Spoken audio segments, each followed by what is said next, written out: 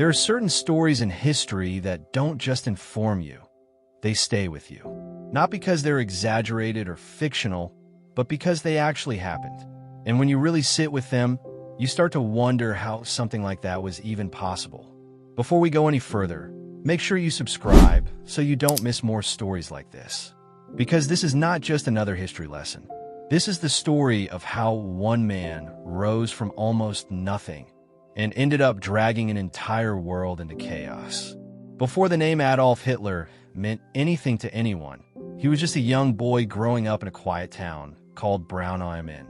Nothing about his early life stood out in any remarkable way. He wasn't born into power.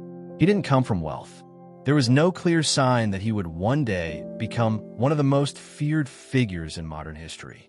His father was strict, very focused on discipline and authority, the kind of man who expected obedience without question. His mother was the opposite, gentle, caring, and deeply attached to him.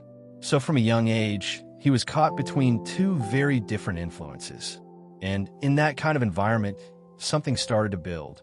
Not ambition in the usual sense, something more unsettled. As he grew older, his interest became clear. He didn't care much for traditional education or structured career paths. What he wanted was to become an artist. He spent time drawing buildings, landscapes, imagining entire cities that didn't exist. In his mind, that was his future. So eventually, he left for Vienna, convinced that this was where his life would finally begin. But Vienna didn't give him what he expected. It rejected him. He applied to the Academy of Fine Arts and was turned down. He tried again, hoping for a different outcome.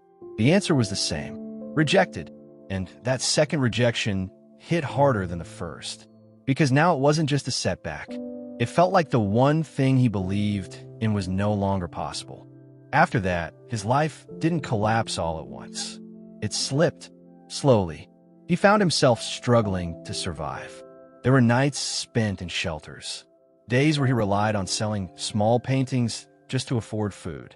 Life became uncertain, unstable.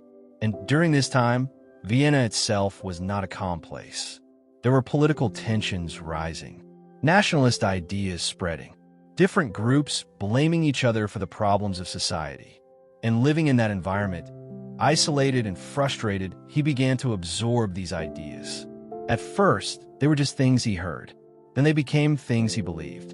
And over time, those beliefs hardened. Then in 1914, everything changed. World War I began, and like many others, he enlisted in the German army. For the first time in his life, he found something that gave him direction. There was structure. There was purpose. There was a sense of belonging he hadn't really experienced before. He served as a messenger on the front lines, which meant moving through some of the most dangerous parts of the battlefield, carrying orders while under constant threat. It was a role that required speed, endurance, and a willingness to face extreme risk. He saw the reality of war up close. Men he spoke with one moment would be gone the next. Entire units could disappear in a single attack. And yet, instead of breaking him, the experience seemed to give him a stronger sense of identity. He was recognized for his service and awarded the Iron Cross. But the moment that truly shaped his outlook came at the end of the war. In 1918, Germany was defeated. The loss was devastating, not just militarily, but emotionally. The empire collapsed. The economy weakened. The sense of national pride was shattered. Then came the Treaty of Versailles, which imposed harsh penalties and restrictions. To many Germans, it felt like humiliation. And in that environment, a powerful idea began to spread. That Germany had not truly been defeated on the battlefield, but had been betrayed from within. He accepted that idea completely. And once it took hold, it became central to the way he saw the world. In the years that followed, Germany struggled.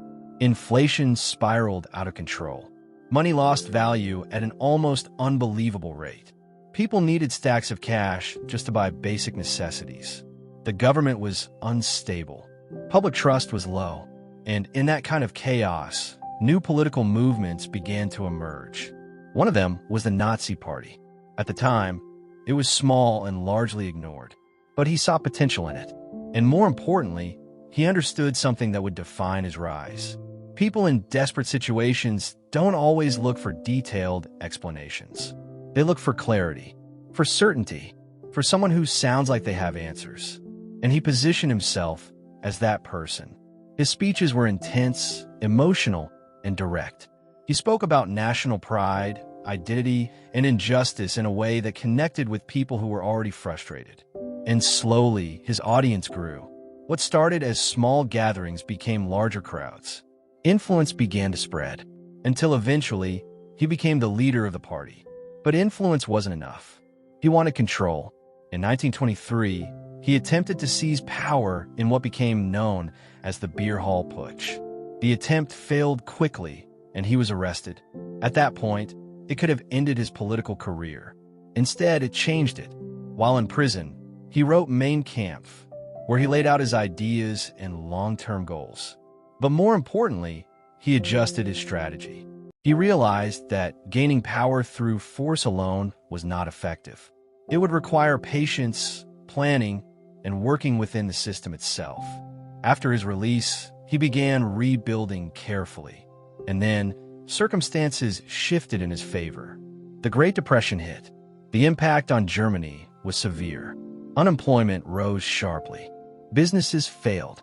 Families struggled to survive. And once again, people were desperate. And once again, he offered simple answers to complex problems. Clear promises, strong direction, a sense that things could be fixed. Support for his movement grew rapidly. Until in 1933, he was appointed Chancellor of Germany. At that point, everything accelerated. He moved quickly to eliminate opposition. Laws were passed that restricted freedoms. Political rivals were removed. The structure of government itself began to change. Germany was no longer functioning as a democracy. It was becoming a dictatorship. From there, control expanded into nearly every aspect of society. The military was strengthened. The economy was redirected toward preparation for war. Media and education were used to influence public perception. Step by step, the country was reshaped. Then came expansion. Austria was annexed. Czechoslovakia followed. Each move increased confidence and reduced resistance. Until in 1939, Germany invaded Poland. This time, the response was immediate. Britain and France declared war. World War II had begun. At first, Germany's military strategy proved highly effective. Rapid, coordinated attacks allowed them to gain control quickly. Several countries fell in a short period of time. It appeared unstoppable. But then came a critical decision. He ordered the invasion of the Soviet Union, led by Joseph Stalin. Initial progress was made, but the deeper the forces advanced, the more difficult the situation became. Supply lines stretched, resistance increased, and then winter set in, a harsh, unforgiving winter that slowed everything down. Equipment failed. Troops suffered. Momentum was lost. At the same time, the United States entered the war. Now Germany faced pressure from multiple directions. From the west, Allied forces advanced. From the east, Soviet forces pushed back. Bombings destroyed infrastructure. Cities were reduced to ruins. And gradually, the situation became unsustainable. By 1945, defeat was no longer avoidable. He retreated to a bunker beneath Berlin as opposing forces closed in. Cut off in the outside world, the situation had completely reversed. On April 30th, 1945, Adolf Hitler ended his life. Shortly after, Germany surrendered. The war in Europe came to an end. But the consequences remained. Millions of lives lost. Entire cities destroyed. A global impact that would be felt for generations. And when you look back at it, the most important part of this story is not just the rise or even the fall. It's the reminder of how quickly things can change, how powerful ideas can become when people are searching for answers, and how history, if not understood, can repeat itself in ways that are just as destructive. This is where the video ends. If you found this story valuable, make sure you subscribe for more historical stories like this.